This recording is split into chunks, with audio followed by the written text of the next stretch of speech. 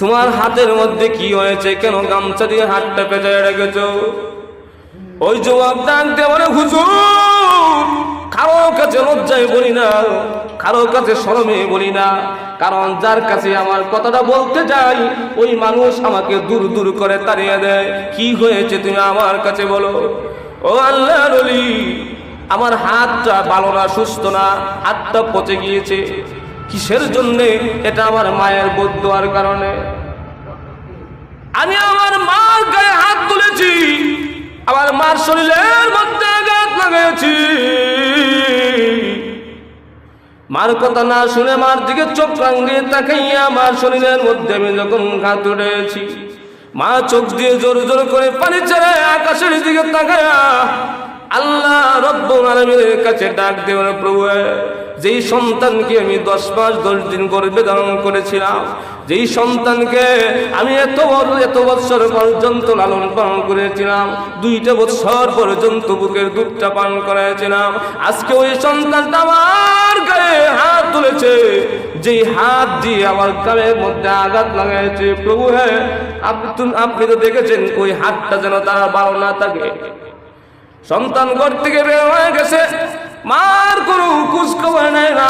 অনেক দিন পরে শুনে মা যেন অসুস্থ হয়ে গেছে। অসুস্থর কথা শুনে দৌড় দিয়েছে মার কাছে। মার কাছে যাবে আর মা যে বদ্দা করেছে ওই বদ্দার জন্য মার কাছ থেকে মাপ চাবে। রওনা যখন করেছে, বাড়ির কাছে যাওয়ার আগে শুনে ওই মা, ক্বাদা রাব্বুকা আল্লা তা'বুদু ইল্লা ইয়্যাহু ওয়া বিল ওয়ালিদাইনি ইহসানা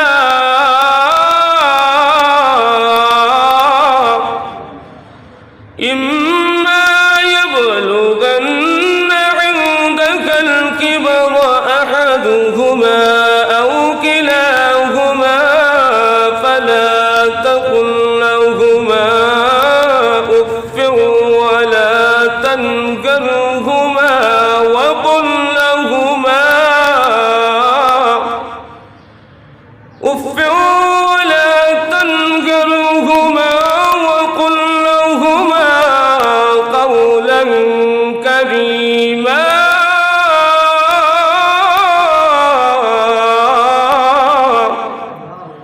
واخفض لهما جناح الذل من الرحمة وقل رب ارحمهما كما ربياني صغيرا।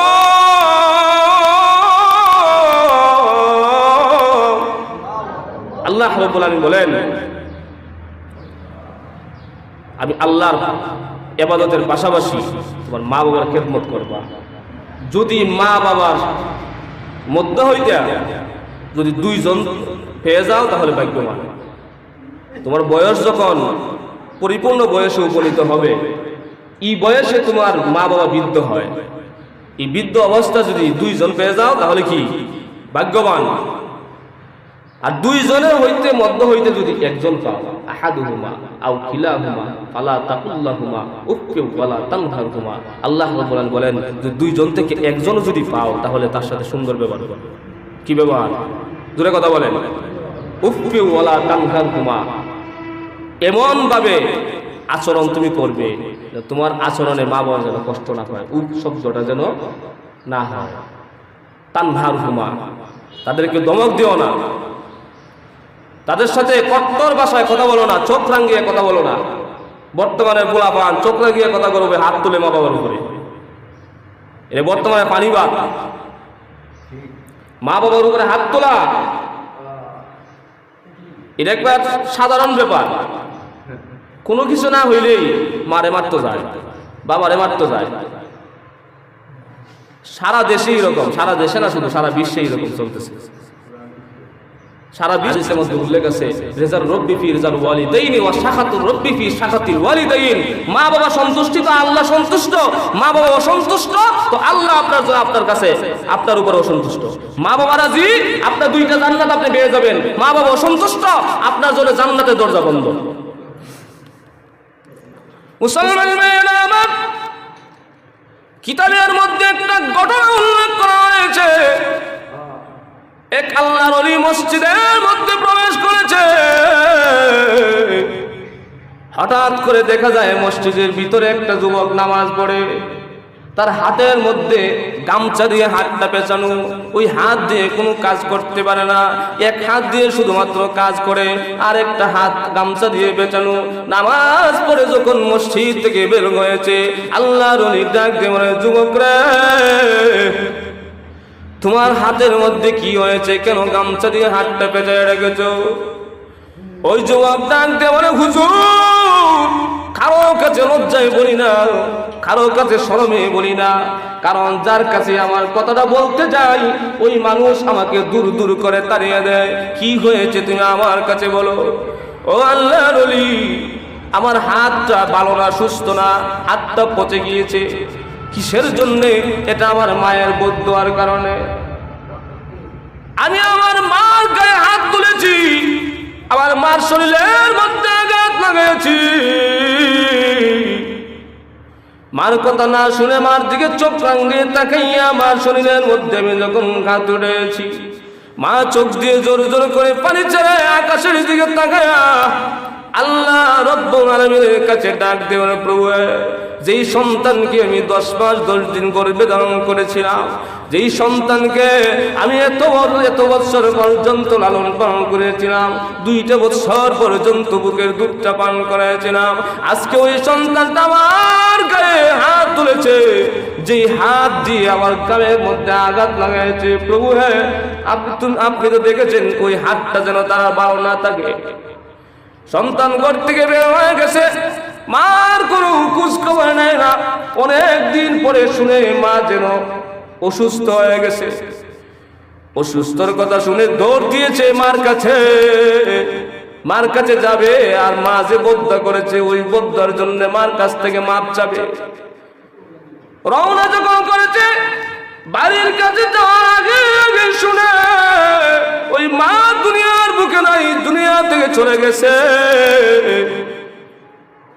মার কাছ থেকে মাপ নিতে পারে নাই, এমনকি মার জানাজার মধ্যে শরীক হতে পারে নাই। মা দুনিয়ার বুক ছেড়ে চলে যাওয়ার কিছুদিন পরে তাকায় দেখে হাতের মধ্যে ছোট একটা পুরা হইছে। ডাক্তারের কাছে যায়, ডাক্তার ওষুধ দেয়, কিন্তু রোগ তো তার ভালো হয় না, দিন দিন বাড়তে থাকে। ডাক্তার দেখাইতে দেখাইতে সমস্ত ডাক্তার দেখানো শেষ, সমস্ত মেডিসিন খাওয়া শেষ, কিন্তু রোগ কমে না, পুরা ভালো হয় না, দিন দিন বাড়তে থাকে। বাড়তে বাড়তে ওই রোগটা পুরা হাতের মধ্যে ছড়িয়ে পড়েছে। অমনি করে যেইভাবে রোগ বৃদ্ধি পেয়েছে, হাতের মধ্যে দুর্গন্ধ দেখা দিয়েছে, মানুষ থাকতে পারে না। ঘরের স্ত্রী ওই স্বামীকে ছেড়ে চলে গিয়েছে বাপের বাড়িতে, দুর্গন্ধ সহ্য করতে পারে না। যখন স্ত্রী তাকে ছেড়ে চলে যায়, স্বামী পিছন দিকে ডাক দেওয়া, স্ত্রী রে, তোর জন্যই তোমার গায়ে হাত তুলেছিলাম, তোর জন্যই তোমার শরীরের মধ্যে আঘাত করেছিলাম, তোর কথা শুনেই তোমার উপরে আঘাত করেছিলাম। আজকে আমার মার বদ্ধর কারণে আমার হাতের মধ্যে রোগ হয়েছে, পচন ধরেছে। শ্রীরে, আজকে আমি অসুস্থ হয়ে গেছি, তোর জন্য তুই কিছু করলাম, আজকে তুই আমাকে ছেড়ে চলে যা। তিনি কোনো কথা শুনে নাই, বাবার বাড়ি চলে গিয়েছে।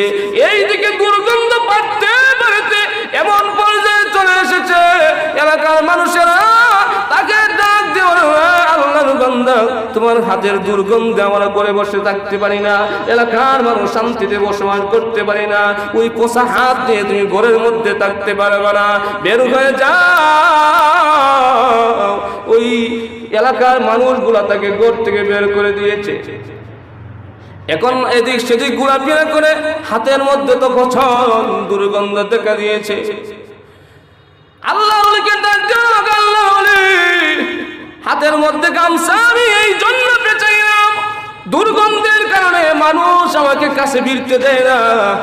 আমার শরীরের মধ্যে যে পচন ধরেছে, হাতের মধ্যে পচন ধরেছে, এটা মানুষ যদি আমাকে দেখে তাহলে কোনো মানুষ আমাকে স্থান দিবে না। এই জন্য কাপড় দিয়ে শক্ত করে পেঁচাইলাম যেন দুর্গন্ধ মানুষের নাকের মধ্যে না লাগতে পারে।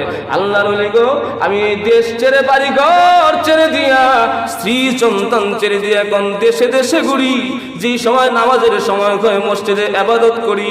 ওগো আল্লাহর ওলি, বুঝতে পেরেছি আমার মার সাথে যে বেয়াদবি করেছি, মার সাথে যে অন্যায় করেছি, মায়ের উপর আঘাত করেছি, এই জন্যে মহান আল্লাহ এমন কঠিন আযাব আমার উপরে চাপাইয়ে দিছে।